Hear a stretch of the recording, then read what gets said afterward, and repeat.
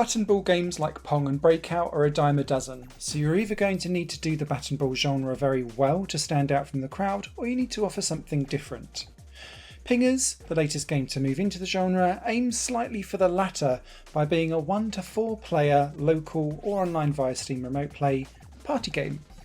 It's got one very simple premise and tries to eke a lot out with it, which is interesting for a few minutes but doesn't necessarily lend itself to big long multiplayer sessions. What I do like about Pingers though is depending on how many players you've got to play with depends very much on the difficulty of the game you're going to have. In Pingers you play as a paddle on the edge of one of the 4 screens of your telly, and what you'll be doing is batting balls away from you, a bit like Pong / air hockey / Hungry Hippos if you remember the board game, and you'll be looking after your area of the court. So as balls come towards you and they emanate out from the middle of the screen, they'll eventually travel in your direction.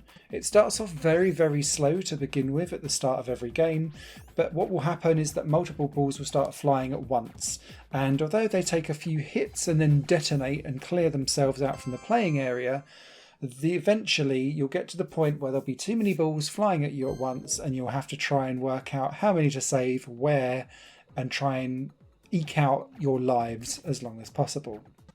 Of course, everyone else playing will be doing exactly the same, and that's the fun of Pingers.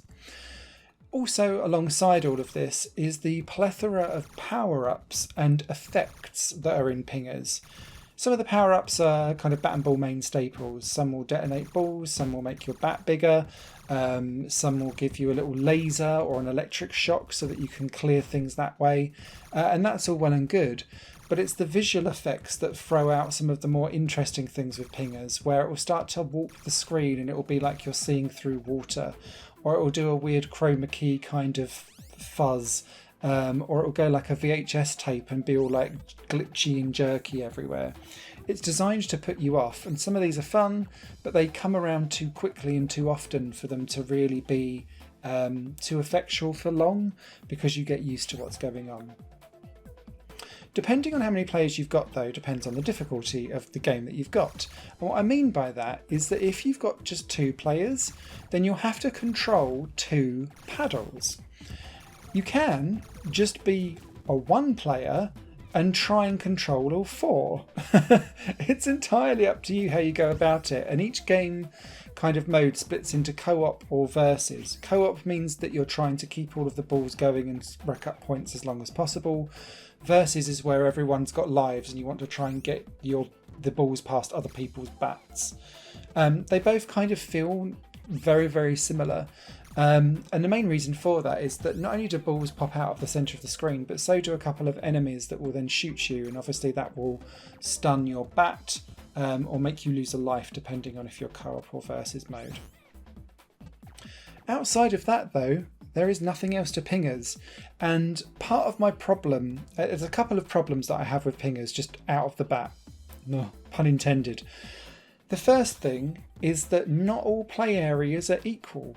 So Pingers doesn't put your rectangular TV into a square box to make it fair for everyone. So if you're one of the people that have got the top or the bottom of the screen, you've got more play area to cover than the people at the side, which means that you've actually immediately are at a disadvantage, which I feel is unfair for a local multiplayer game like that. The second thing is that the game isn't very hard. And by that I mean that every ball disappears after like 2 or 3 hits and detonates. And because power-ups are so plentiful, it actually ends up in quite a lot of stalemates back and forth where no one's winning or losing at all, and it's just through pure bad luck when all of the balls and maybe an enemy shooting at you will happen at once, and you just end up losing a life eventually that way. It never gets to the point where it's so chaotic that you're thinking, oh my god, and you have to kind of play with it. I wish that there was an option where the balls didn't disappear and it was like constantly trying to bat things about back and forth, because I think that would make it a much more engaging and chaotic experience and really up the difficulty as you go along. The next issue that I have with Pingers is that I ran into quite a few bugs whilst playing the game. So there would be instances where power-ups and balls would just go absolutely nuts and just ping back and forth up and down on the screen and get stuck. And then anything that it hit would then fly off at a tangent and that would ruin the level. Then I'd have the complete opposite, where a ball would just get stuck in the middle of the screen, seemingly out of momentum, and just stay there. And then the only way how you can get out of that is to Control Alt and Delete out of the game, because there doesn't seem to be a way to pull yourself back to the menu once you're in the game itself. It's little quality of life features like that I think that should be added into the game in the future that will just make this game feel a little bit more complete and rounded as it goes along. Yes, you have the option to turn on and off the power-ups, change the amount of lives that you've got. There's 4 tracks of music that are all kind of synth-wavy electronica that you can rotate around at the beginning of the level. But yeah, ultimately it's just around to bashing balls back and forth, but it just doesn't really hang together well as an experience that I'd want to keep coming back to time and time again, with the bugs, the unfair setup from the get-go, and the fact that you see everything within the first 30 seconds and nothing else much more comes from that. Yes, you can unlock some hats and faces for your bat, and that's nice, but that's not really bringing me much in the terms of gameplay options, tactics, strategy, variance. That's what would have helped pingers stand out from the crowd. As a result, this is an intriguing little experiment, but not necessarily something that I would personally recommend to people unless you're die-hard Breakout or Pong fans. The written review will be over on higherplayinggames.com. You guys take care and happy gaming. Higher Plane Games is part of the Higher Plane Network, a completely independent media outlet supported by people like you.